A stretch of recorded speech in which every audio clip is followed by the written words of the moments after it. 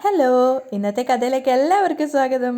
അങ്ങനെ serial start ചെയ്യുമ്പോൾ തന്നെ കാണിക്കുന്നത് നമ്മുടെ ഗീതവും ഗോവിന്ദും പ്രായമായിട്ട് നമ്മുടെ കല്യാണരാമനിലെ പാട്ടൊക്കെയാണ് കേട്ടോ. കഥയിലെ രാജകുമാരനും ഗോപകുമാരിയും ഒന്നാവാൻ, ആ സോങ്ങൊക്കെ മുഴുവനായിട്ട് ഇട്ടിട്ടുണ്ടായിരുന്നു. ഗീതു ആണെങ്കിൽ പ്രായമായിട്ടുള്ള ഒരു അമ്മയായിട്ടും അതുപോലെ ഗോവിന്ദാണെങ്കിൽ പ്രായമുള്ള ഒരു അപ്പൂപ്പനൊക്കെ ആയിട്ടാണ്. ആ സമയത്ത് രണ്ടുപേരും നമ്മുടെ കഥയിലെ രാജകുമാരൻ ആ സോങ്ങിൽ കാണുന്നത് പോലെ തന്നെ അവിടെ ആ ഒരു ദീപം തെളിയിക്കാൻ വേണ്ടി വന്നിരിക്കുകയാണ്. അങ്ങനെ ദീപമൊക്കെ കത്തിച്ചതിന് ശേഷം അത് ഒഴുക്കാൻ വേണ്ടി വരുന്ന സമയത്ത് ഗീതു ഗോവിന്ദനോട് പറയുന്നുണ്ട്, വയ്യെങ്കിൽ പിന്നെ എന്തിനായിരുന്നു ഈ തണുപ്പത്ത് ഇതിന് വന്നത്? ഷോ, വരണ്ടായിരുന്നു. ഗീതു പ്രായമായ ശബ്ദത്തിലൊക്കെയാണ് സംസാരിക്കുന്നത്. അപ്പോൾ ഗോവിന്ദ് പറയുന്നുണ്ട്, വരാതെ പറ്റുമോ? നമ്മൾ രണ്ടുപേരും ഒരുമിച്ച് വേണ്ടേ പുഴയിൽ ഈ ദീപം ഒഴുക്കാൻ? എങ്കിലല്ലേ നമ്മുടെ ഫസ്റ്റ് നൈറ്റ് നടക്കൂ. അപ്പോൾ ഗീതു സങ്കടത്തോടെ ചോദിക്കുന്നുണ്ട്, കഴിഞ്ഞ 30 വർഷമായിട്ട് ഒഴുക്കിക്കൊണ്ടിരിക്കുകയല്ലേ, ഒരു പ്രയോജനവും ഉണ്ടായില്ലല്ലോ.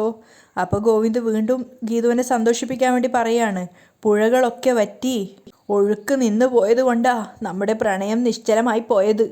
പക്ഷെ ഇന്ന് ഒഴുക്കുണ്ടാവും. അപ്പോൾ ഗീതു ഇങ്ങനെ കൈയൊക്കെ കണ്ണിൻ്റെ മുകളിൽ വെച്ചിട്ട് നോക്കുകയാണ്, പ്രായമായവർ നോക്കുന്നത് പോലെ. അതെന്താ ഇത്ര തറപ്പിച്ച് പറയുന്നേ? ഒഴുക്കിന് വേണ്ടി പുഴയിലെ വാട്ടർ ടാങ്കിൽ വെള്ളം അടിക്കാൻ ഞാൻ ഏർപ്പാടാക്കിയിട്ടുണ്ട്. ഗോവിന്ദ് ചിരിച്ചുകൊണ്ട് പറയാണ്. ഗോവിന്ദ് പറഞ്ഞു കേട്ടതും ഗീതു പൊട്ടി പൊട്ടി ചിരിക്കുകയാണ്. അതേപോലെ തന്നെ ഗോവിന്ദും ചിരിക്കുന്നുണ്ട്.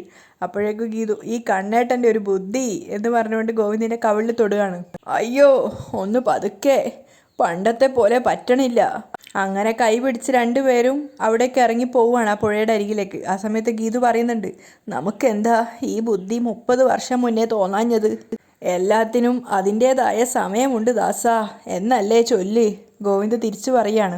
വെള്ളം കൊണ്ടുവരുന്ന ടാങ്കർ രാധിക അമ്മ തടയാതിരുന്നാൽ മതിയായിരുന്നു. ഗീതു അപ്പോഴും പറയാണ്. അപ്പോൾ ഗോവിന്ദ് പറയുന്നുണ്ട്, നീ ഇങ്ങനെ വെറുതെ അമ്മയെ കുറ്റപ്പെടുത്തല്ലേ, അതെനിക്ക് തീരെ ഇഷ്ടമല്ല. അന്നും ഇന്നും. വാ നടക്ക്, നമുക്ക് പുഴക്കരയിലേക്ക് പോവാം. അപ്പോഴേക്കും ഗീതു പറയുന്നുണ്ട്, എന്തൊരു വേദന, നടുവൊക്കെ വേദനിക്കുന്നുണ്ടായിരുന്നു. അതെ, സാരയില്ല, ഇന്ന് നമ്മുടെ ഫസ്റ്റ് നൈറ്റ് അല്ലേ. ഗോവിന്ദ് പറയുന്നുണ്ട്, നല്ല കർപ്പൂരാതി തൈലമിട്ടിട്ടേ ഞാൻ നിനക്ക് തിരുമ്മിത്തരാം. അപ്പോഴേക്കും അങ്ങോട്ടേക്ക് പ്രിയയുടെ മോളും അതുപോലെ വരുണിൻ്റെയും രേഖയുടെയും കുട്ടികളും ഒക്കെ, അതായത് രേഖയും വരുണും അതുപോലെ പ്രിയയും ഒക്കെ ആക്റ്റീവായിട്ട് ചെറിയ കുട്ടികളെ പോലെ ആയിട്ട് വരികയാണ്. പിന്നെ പ്രായമായിട്ട് നമ്മുടെ രാധികാമ്മയും വരുന്നുണ്ടായിരുന്നു. അവരെല്ലാവരും കാറിൽ നിന്ന് ഇറങ്ങിയത് രാധികാമ്മ കണ്ണുകൊണ്ട് പറയാണ്, പോയിട്ട് പിടിച്ചോണ്ട് വാന്ന്. അങ്ങനെ അവർ ഓടിപ്പോയി ഗോവിന്ദിൻ്റെയും ഗീതുവിൻ്റെ അരികിലേക്ക്. അങ്ങനെ എങ്ങനെയൊക്കെയോ സ്റ്റെപ്പ് ഇറങ്ങിയിട്ട് പുഴയിലേക്ക് ആ ദീപം ഒഴുക്കാൻ വേണ്ടി നിൽക്കലും ശരിക്കും ഇവർ 3 പേരും വന്നിട്ട് ഗീതുവിനെയും ഗോവിന്ദിനെയും പിടിച്ച് വലിക്കുകയാണ്. അവരാ ദീപം ഒഴുക്കാൻ സമ്മതിക്കുന്നില്ല. കുട്ടികളെ, നിങ്ങൾ എന്താ ഈ കാണിക്കുന്നേ എന്നൊക്കെ രണ്ടുപേരും ചോദിക്കുന്നുണ്ട്. പക്ഷെ അതൊന്നും കേൾക്കാതെ നിങ്ങൾ ഇങ്ങനെയൊന്നും പെരുമാറാൻ പാടില്ല എന്നൊക്കെ പറയാണ്. കണ്ണേട്ടാ വിടാൻ പറ എന്നൊക്കെ പറഞ്ഞ് രണ്ടുപേരും തിരിയുമ്പോൾ നേരെ കാണുന്നത് മുകളിലായിട്ട് രാധികാമ്മ നിൽക്കുന്നതാ. പ്രായമായിട്ട് തൊണ്ടിക്കിളവിയെ പോലെയാണ് രാധികാമ്മ ഉള്ളത്. പക്ഷെ അപ്പോഴും കൗശലച്ചിരിക്ക് ഒരു കുറവുമില്ല. അപ്പോൾ ഗോവിന്ദ് പറയുന്നുണ്ട്, അമ്മേ രാധികാമ്മേ വിടാൻ പറ ഇവന്മാരോട്. വിട് മക്കളെ, ഗീതു ഇങ്ങനെ പറയുന്നുണ്ട്. അപ്പോൾ പെട്ടെന്നാണ് ഗീതു രാധികാമ്മയെ കാണുന്നത്.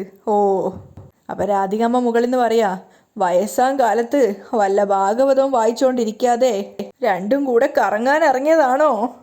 അപ്പോൾ പ്രിയയുടെ മോള് പറയുന്നുണ്ട്, അമ്മാവനും വല്യമ്മായും കൂടി വാക്ക് തെറ്റിച്ചു എന്ന് പറഞ്ഞ് എൻ്റെ മമ്മി അവിടെ ഇരുന്ന് പൊട്ടിക്കരയുവാ എൻ്റെ പ്രിയമോള്. അയ്യോ, ഗോവിന്ദ് അപ്പോഴേക്കും പറയാണ്. അപ്പം രേഖയുടെ മോള് പറയുന്നുണ്ട്, വല്യമ്മായും വല്യച്ഛനും കുറച്ചുകൂടെ മാനേഴ്സ് കാണിക്കണം. ചേതൻ ഗ്രൂപ്പ് നിങ്ങളെ തേടി നടക്കുന്ന കാര്യം അറിയില്ലേ?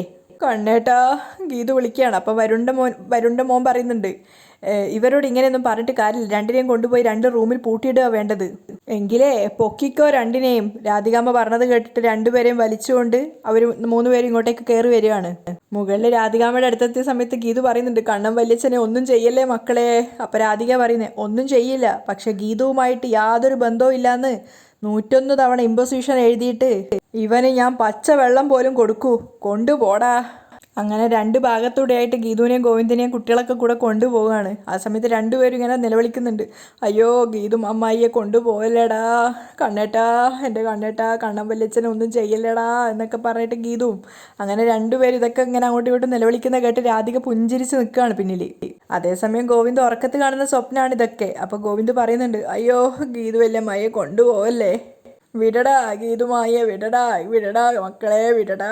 അതേ സ്വപ്നം തന്നെ ഗീതവും കാണുകയാണ്. ഗീതവും പറയുന്നുണ്ട്, കണ്ണം വലിയച്ഛനെ ഒന്നും ചെയ്യല്ലേടാ വിടടാ, കണ്ണം വലിയച്ഛനെ ഒന്നും ചെയ്യല്ലേടാ, വയ്യാത്തതാടാ മക്കളെ വിടടാ, കൊണ്ടുപോകല്ലേടാ മക്കളെ വയ്യാത്തതാടാ, അയ്യോ എന്നൊക്കെ പറഞ്ഞ് ഗീതു ഇങ്ങനെ രണ്ടുപേരും ഉറക്കത്ത് കിടന്നുകൊണ്ട് ഇങ്ങനെ സംസാരിച്ചുകൊണ്ടിരിക്കുകയാണ്. പെട്ടെന്ന് കൈ വീശുമ്പോഴാണ് ഗോവിന്ദിൻ്റെ കൈ കൊണ്ടുപോയി കട്ടിലിനോട് അടിച്ചു കൊടുക്കണം. അപ്പോഴാണ് ഗോവിന്ദ് ഉറക്കത്ത് നിന്ന് ഞെട്ടുന്നത്. അപ്പോഴാണ് അവന് മനസ്സിലാവുന്നത് താൻ ഇത്രയും നേരം കണ്ടത് സ്വപ്നമായിരുന്നു. അതുപോലെ ഗോവിന്ദിനെ കൂട്ടിക്കൊണ്ട് പോകുന്നതുകൊണ്ട് തന്നെ ഗീതു പെട്ടെന്ന് എണീച്ചിട്ട് ഉറക്കത്തിന് എഴുന്നേറ്റിട്ട് പോവല്ലേ എന്ന് പറഞ്ഞ് തടയുകയാണ്. പെട്ടെന്ന് അവൾ കണ്ണു തുറന്ന സമയത്ത് അവൾക്കും മനസ്സിലായി താൻ കണ്ടത് സ്വപ്നമാണെന്ന്. അപ്പം ഗീതു ചിന്തിക്കുന്നുണ്ട്, വെളുപ്പം കാലത്ത് കണ്ട സ്വപ്നമായതുകൊണ്ട് ഇനി ഭരിക്കുമോ? ഇല്ല, വെളുപ്പം കാലത്തായാലും നട്ടപ്പതിരക്കായാലും സ്വപ്നമല്ലേ. ഗോവിന്ദും പിറുവിറുക്കുകയാണ്. അതേസമയം ഗീതു ചിന്തിക്കുന്നുണ്ട് ഗോവിന്ദ് പറഞ്ഞ കാര്യങ്ങൾ. ഞാനൊരു ഉഗ്രൻ ഐഡിയ കണ്ടെത്തിയിട്ടുണ്ട്. നമ്മുടെ സ്നേഹം പ്രിയയെ ബോധ്യപ്പെടുത്താൻ ഒരു ഉഗ്രൻ ഐഡിയ. നീ നോക്കിക്കോ, ഇത് വർക്കൗട്ട് ആവും. ഗീതു അതും ചിന്തിച്ചുകൊണ്ട് നിൽക്കുമ്പോഴാണ് പ്രിയയുടെ അലാറം അടിയുന്നത്. പെട്ടെന്ന് തന്നെ ഗീതു വേഗം കിടക്കുകയാണ് ഉറങ്ങുന്നത് പോലെ. ശബ്ദം കേട്ട സമയത്ത് പ്രിയ എഴുന്നേറ്റ് അലാം ഓഫാക്കി, എന്നിട്ട് അവൾ എഴുന്നേറ്റ് ബാത്റൂമിലേക്ക് പോകാൻ ശ്രമിക്കുകയാണ്. അപ്പോഴേക്കും ഗീതുവിൻ്റെ ആക്ടിങ് സ്റ്റാർട്ട് ചെയ്യുന്നുണ്ട്. കണ്ണേട്ട പോവല്ലേ, അതായത് ഉറക്കത്ത് നമ്മൾ പറയുന്നത് പോലെ ഗോവിന്ദ് അടുത്തുണ്ട് എന്നുള്ള രീതിയിൽ എന്നൊക്കെ സംസാരിക്കുകയാണ്. ഫസ്റ്റ് കണ്ണേട്ടാന്ന് വിളിക്കുന്നുണ്ടായിരുന്നില്ല. പോവല്ലേ ഇങ്ങോട്ട് വാ എന്നൊക്കെ പറയുന്ന സമയത്ത് പ്രിയ ബാത്റൂമിൽ പോകുന്ന പ്രിയ വിചാരിക്കും പ്രിയയെ വിളിക്കുകയാണെന്ന്. അപ്പോൾ പ്രിയ പോയിട്ട് ഗീതുവിൻ്റെ അരികിലവിടെ ഇരിക്കുകയാണ്. എന്നെ വിട്ട് പോവല്ലേ കണ്ണേട്ടാ. അപ്പോൾ പ്രിയ അവിടെ ഇരുന്നപ്പോൾ പ്രിയ പുഞ്ചിരിക്കുകയാണ്. ഓ അത് ശരി. അപ്പോൾ ഗീതു വേഗം തന്നെ അവളുടെ പില്ലോ എടുത്തിട്ട് ഗോവിന്ദ എന്നുള്ള രീതിയിൽ കെട്ടിപ്പിടിക്കുകയാണ്. അവിടുന്ന് ഒന്നും പറയണ്ട, ഒന്ന് അവിടുന്ന് എൻ്റെ കണ്ണേട്ടാ എന്നൊക്കെ പറഞ്ഞ് പ്രണയത്തോടെയൊക്കെ അഭിനയിക്കുകയാണ് ഗീതു. അപ്പം പ്രിയ സ്വയം വിചാരിക്കുന്നുണ്ട്, അപ്പം ഇവരുടെ കാര്യങ്ങളൊക്കെ ശരിയായി തുടങ്ങി, എൻ്റെ തന്ത്രങ്ങളൊന്നും പിഴച്ചിട്ടില്ല മോളെ, ഈ കണ്ണേട്ടൻ്റെ ഒരു കാര്യം. അപ്പോൾ പ്രിയ വേഗം ബാത്റൂമിലേക്ക് പോവാണ്. പ്രിയ പോയി കഴിഞ്ഞതും പെട്ടെന്ന് തന്നെ ഗീതു എഴുന്നേൽക്കുന്നുണ്ട്. അപ്പോൾ അവളുടെ വായിൽ ആ പില്ലോൻ്റെ സ്പേസിലേക്ക് ആയിട്ടുണ്ടായിരുന്നു, അതൊക്കെ ഇങ്ങനെ തുപ്പിക്കളയാണ്. ഈ കാഞ്ചനയൊക്കെ ഒന്നിനും ഒരു ശ്രദ്ധയില്ല, ഇതൊക്കെ ഊരി കഴുകി വൃത്തിയാക്കാൻ എപ്പോഴും പറയേണ്ട കാര്യമുണ്ടോ എന്നൊക്കെ പറഞ്ഞുകൊണ്ട് ഗീതു വേഗം ആ പില്ലോയുടെ കവർ കഴിച്ചു മാറ്റുകയാണ്.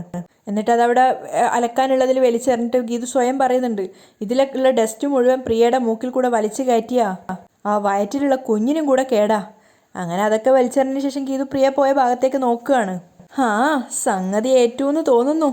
പ്രിയ അടുക്കളയിൽ എത്തിയ സമയത്ത് രേഖ രഞ്ജുവിന് ചായ കൊടുത്തുകൊണ്ടിരിക്കുകയാണ്. പ്രിയയെ കണ്ടപ്പോൾ പ്രിയക്കും കൊടുക്കുന്നുണ്ട്. ആ സമയത്ത് രേഖ പറയുന്നുണ്ട്, ഗോവിന്ദേട്ടനും ഗീതു ഇപ്പോൾ നല്ല സ്നേഹത്തിലാ. ഞാനത് പലപ്പോഴായി ശ്രദ്ധിക്കുന്നുണ്ട്. അവരെ തമ്മിൽ പിരിക്കുന്നത് ശരിയല്ല മോളെ. പിരിക്കാനല്ലല്ലോ, അവരുടെ അടുപ്പം കൂട്ടാനല്ലേ ഞാൻ ശ്രമിക്കുന്നത്. ഇപ്പം തന്നെ അവരുടെ അടുപ്പം കുറേ കൂടി കൂടിയിട്ടുണ്ട്. അത് കേട്ടത് രഞ്ജു പറയുന്നുണ്ട്, അടുപ്പം കൂടിയാ അവർ തമ്മിൽ ഒട്ടിപ്പോവും. നിങ്ങൾ എന്നോട് സംസാരിക്കാൻ വരണ്ട, പ്രിയ ദേഷ്യത്തോടെ പറയാണ്. അപ്പം രഞ്ജുവിനും രേഖക്കും ആകെ വല്ലാതെ ആവുന്നുണ്ട്. അപ്പോഴേക്കും ഗീതു അങ്ങോട്ടേക്ക് വരുന്നുണ്ട്. ഗീതുവിനെ കണ്ടതും പ്രിയ പറയുന്നുണ്ട്, ചേച്ചി ഈ ചായ ഗോവിന്ദേട്ടനെ കൊണ്ടുപോയി കൊടുക്ക്. അപ്പം ഗീതു പറയാണ്, ഞാനെന്തിനാ കൊണ്ടുപോയി കൊടുക്കുന്നേ, വേണമെങ്കിൽ ഇവിടെ വന്ന് കുടിക്കാം. അത് കേട്ടപ്പോൾ രഞ്ജു പറയുന്നുണ്ട്, എങ്കിൽ ഞാൻ കൊണ്ടുപോയി കൊടുക്കാം. വേണ്ട, ഞാൻ കൊണ്ടുപോയി കൊടുത്തോളാം. എൻ്റെ ഏട്ടനെ കൊണ്ടുകൊടുക്കാൻ എനിക്ക് വേറെ ആരുടെയും സഹായമൊന്നും ആവശ്യമില്ല. പ്രിയ ഒരു കപ്പ് ചായ എടുത്തിട്ട് ഗോവിന്ദിന് കൊണ്ടുകൊടുക്കാൻ പോവാണ്. പ്രിയ ആ ചായയും കൊണ്ടുപോയപ്പോൾ രേഖ പറയുന്നുണ്ട്, ഗീതു നിനക്ക് ആ ചായം കൊണ്ട് ഗോവിന്ദേട്ടൻ്റെ അരികിലേക്ക് പോയിക്കൂടായിരുന്നോ? ഗോവിന്ദേട്ടൻ്റെ അരികിൽ പോകാനുള്ളൊരു നല്ല ചാൻസ് ആയിരുന്നല്ലോ. അപ്പം ചിരിച്ചുകൊണ്ട് ഗീതു പറയാണ്, കാര്യമൊക്കെ ഉണ്ട്, ഇത് വേറൊരു മാസ്റ്റർ പ്ലാനാ. എന്നിട്ട് വേഗം തന്നെ ഗോവിന്ദിനെ കോൾ ചെയ്യാണ്. ഗോവിന്ദ് പുഞ്ചിരിച്ചുകൊണ്ട് ഫോൺ എടുത്തിട്ട് ചോദിക്കുകയാണ്, എന്തായി? അതെ, എൻ്റെ ഭാഗം ഞാൻ കംപ്ലീറ്റ് ക്ലിയർ ആക്കിയിട്ടുണ്ട്. പ്രിയ ഇപ്പം ചായം കൊണ്ട് അങ്ങോട്ടേക്ക് വരും. ഇനിയിപ്പോൾ അവളെ വിശ്വസിപ്പിക്കേണ്ടത് കണ്ണേട്ടനാ. അപ്പോൾ ഗോവിന്ദ് പറയാണ്, ഇന്ന് എൻ്റെ പെർഫോമൻസ് കണ്ട് പ്രിയമോൾ ഞെട്ടും. എന്നിട്ട് വേഗം എഴുന്നേറ്റ് പോയിട്ട് വാതിൽ തുറന്നു വെക്കുകയാണ്. നമ്മൾ തമ്മിൽ ഇത്രയും അടുപ്പത്തിലാണോന്ന് അവൾ അതിശയിക്കും. എങ്കിൽ കാര്യങ്ങളൊക്കെ ഉഷാറായിക്കോട്ടെ, ഗീതു മോട്ടീവ് ചെയ്യാണ്.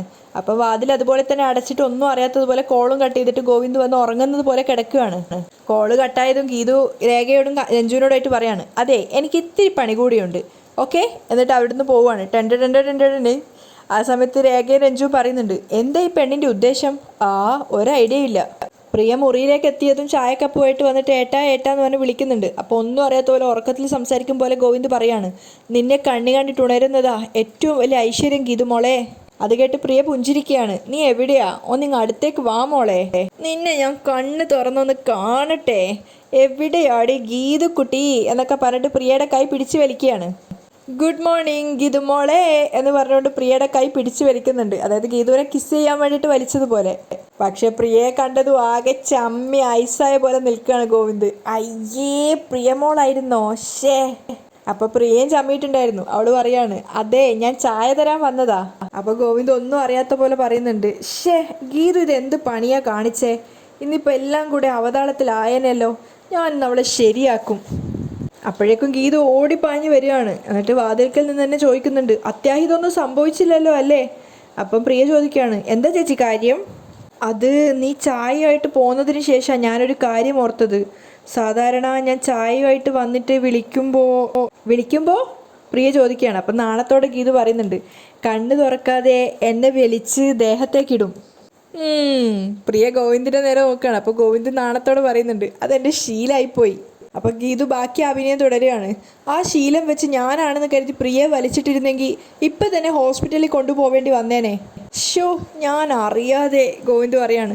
അപ്പൊ ഗീതു പ്രിയയുടെ വയറിന്റെ മോള് കൈവച്ചിട്ട് പറയുന്നുണ്ട്, ഷോ നിറവേറുമായിട്ട് നിൽക്കുന്ന ഗർഭിണിയാ, വയറ്റിൽ കിടക്കുന്ന കുഞ്ഞിന്റെ അവസ്ഥ എന്താവുമായിരുന്നു? അപ്പൊ പ്രിയ പറയുന്നുണ്ട്, എൻ്റെ ഭാഗ്യത്തിന് ഏട്ടൻ ആ കടും കൈ ചെയ്തില്ല, അതുകൊണ്ട് ഞാൻ രക്ഷപ്പെട്ടു. അല്ല, നിങ്ങൾ രണ്ടുപേരും ഇത്രയും അടുപ്പത്തിൽ കഴിഞ്ഞിട്ടാണോ ഇപ്പോഴും ആ കോൺട്രാക്ട് മാരേജിന്റെ വലിപ്പത്തിൽ ജീവിക്കുന്നേ? അപ്പൊ ഗോവിന്ദ് പറയുന്നുണ്ട്, ഞങ്ങൾ ആ കോൺട്രാക്റ്റ് ഒക്കെ എന്നേ എടുത്തെറിഞ്ഞു. ആ ഗീതുവും പറയുന്നുണ്ട്, ഇപ്പൊ ഒന്നിന്റെ ഒരു തടസ്സവും ഇല്ലാതെ ഒത്തൊരുമയോടെയാണ് ഞങ്ങൾ കഴിയുന്നത്. പക്ഷെ അത് പറഞ്ഞാൽ നിനക്ക് വിശ്വാസമാവില്ലല്ലോ. അപ്പൊ പ്രിയ പുഞ്ചിരിച്ചു നിന്നതാ. അപ്പൊ അവിടെ പോയിട്ട് ഗീതു പറയുന്നുണ്ട്, സത്യം പറയട്ടെ പ്രിയമോളെ, ഞങ്ങൾക്ക് ഒരു നിമിഷം പോലും തമ്മിൽ പിരിഞ്ഞിരിക്കാൻ പറ്റില്ല. ഗോവിന്ദ് നാണത്തോടെ പുഞ്ചിരിക്കുകയാണ്. അപ്പൊ പ്രിയ പറയുന്നുണ്ട്, നിങ്ങൾക്കിടയിലെ എല്ലാ പ്രശ്നങ്ങളും ഞാൻ ഇപ്പൊ തന്നെ പരിഹരിച്ചു തരാം. അത് കേട്ടതും ഗീതുവിന്റെ ഗോവിന്ദിന്റെ മനസ്സിൽ ലഡ്ഡു പൊട്ടുകയാണ്. പ്രിയ പുറത്തേക്ക് പോകുന്നുണ്ട്. ഏ ഗോവിന്ദ് ഗീതുവിനെ എടുത്ത് പൊക്കുകയാണ്. അങ്ങനെ പ്രിയ ഓക്കെ ആയി. വിട്, മിണ്ടല്ലേ, ഗീതു പറയുന്നുണ്ട്. പ്രിയ പോയോ ഇല്ലേന്ന് അറിയില്ലല്ലോ. അപ്പൊ ഗോവിന്ദ് വേഗം വാതിൽക്കലേക്ക് ഓടിപ്പോയി നോക്കുകയാണ് പ്രിയ പോയോന്ന്. പ്രിയ പോയിന്ന് മനസ്സിലായതും ഗോവിന്ദ് ഓടി വന്ന് ഗീതുവിനെ കെട്ടിപ്പിടിക്കുക. എന്തായി? ഇനി നമുക്ക് ഫസ്റ്റ് നൈറ്റ് വേണ്ട, ഫസ്റ്റ് ഡേ മതി. ഇനി നമ്മുടെ പ്രൈവസിക്ക് വേണ്ടി ഗസ്റ്റ് ഹൗസിന്റെ താക്കോൽ എടുക്കേണ്ടി വരില്ല. ഗീതുവിനെ കെട്ടിപ്പിടിച്ചുകൊണ്ടാണ് ഗോവിന്ദ് പറയുന്നത്. എല്ലാം ഇവിടെ ഒരു കുടക്കീഴിൽ. അതെ, പ്രിയ എന്താ പ്ലാൻ ചെയ്യുന്നത് നോക്കാം, വാ എന്ന് പറഞ്ഞ് ഗോവിന്ദിനെയും കൂട്ടിക്കൊണ്ട് ഗീതു അങ്ങോട്ടേക്ക് പോവാണ്. പ്രിയ നേരെ പോയത് രാധികയുടെ അരികിലേക്കാണ്. രാവിലെ എഴുന്നേറ്റ് പത്രം വായിച്ചുകൊണ്ടിരിക്കുന്ന രാധികയ്ക്ക് ചായ കൊണ്ട് കൊടുക്കുകയാണ് കാഞ്ചന. അങ്ങോട്ടേക്ക് വന്നിട്ട് പ്രിയ പറയുന്നുണ്ട്, ഞാനൊരു കാര്യം പറയാം. ഗോവിന്ദേട്ടനും ചേച്ചിയും തമ്മിൽ നല്ല അടുപ്പത്തിലാ. അമ്മ അത് എത്ര ശ്രമിച്ചാലും ഇല്ലാതാക്കാൻ പറ്റില്ല. അപ്പോഴേക്കും പ്രിയ രാധികയോട് സംസാരിക്കുന്നത് കേൾക്കാൻ വേണ്ടി ഒളിഞ്ഞു നിൽക്കുകയാണ് മുകളിലായിട്ട് ഗീതുവും ഗോവിന്ദും. ആ സമയത്ത് രാധിക പറയുന്നുണ്ട്, അത് നീ മാത്രം തീരുമാനിച്ചാൽ പോരല്ലോ, അവരും കൂടെ തീരുമാനിക്കണ്ടേ? നീ എന്തറിഞ്ഞിട്ടാ? എല്ലാം അവരുടെ നാടകമാണ്. അപ്പൊ പ്രിയ പറയുന്നുണ്ട്, ഒന്നുമല്ല, ഞാൻ നേരിട്ട് കണ്ടതാ. ഗോവിന്ദേട്ടന് ചായ കൊടുക്കാൻ ചെന്നപ്പോൾ അവർ തമ്മിലുള്ള സ്നേഹം എത്രത്തോളം ഉണ്ടെന്ന് ഞാൻ നേരിട്ട് കണ്ടതാ. അപ്പം രാധിക പറയുന്നുണ്ട്, അതൊക്കെ ശരിക്കും ഉള്ളതായിരുന്നെങ്കിൽ ഞാനായിരുന്നു ഏറ്റവും കൂടുതൽ സന്തോഷിക്കുന്നത്. പക്ഷെ എന്ത് ചെയ്യാം? അപ്പം പ്രിയ പറയുന്നുണ്ട്, അത് അമ്മയ്ക്ക് അവരുടെ സ്നേഹം ശരിക്കും കാണാൻ കഴിയാത്തത് കൊണ്ടാ, അത് അഭിനയമായിട്ട് തോന്നുന്നേ. അപ്പം രാധിക പറയാണ്, ഞാൻ കണ്ടു, ഇനി നീയൊന്ന് കണ്ടു നോക്ക് അഭിനയാണോന്ന്, എന്നിട്ട് പറയ് എന്ന് പറഞ്ഞുകൊണ്ട് രാധിക മൊബൈൽ ഫോൺ എടുത്തിട്ട് പ്രിയക്ക് നേരെ നീട്ടുകയാണ്. ഫോണ് തുറന്നതും പ്രിയ കാണുന്നത് ഇന്നലെ രാത്രി ഗീതുവും ഗോവിന്ദും കൂടി പ്ലാൻ ചെയ്തതൊക്കെ കാഞ്ചന ഫോണിൽ പകർത്തിയിട്ടുണ്ടായിരുന്നു. ആ വീഡിയോ ആണ്. അതായത് ഇതൊക്കെ അവർ പ്ലാൻ ചെയ്തിട്ട് നടത്തിയൊരു നാടകമാണെന്ന് പ്രിയക്ക് വിശ്വാസം തോന്നുകയാണ്. അവിടെയാണ് ഇന്നത്തെ എപ്പിസോഡ് വൈൻഡപ്പ് ചെയ്യുന്നത്.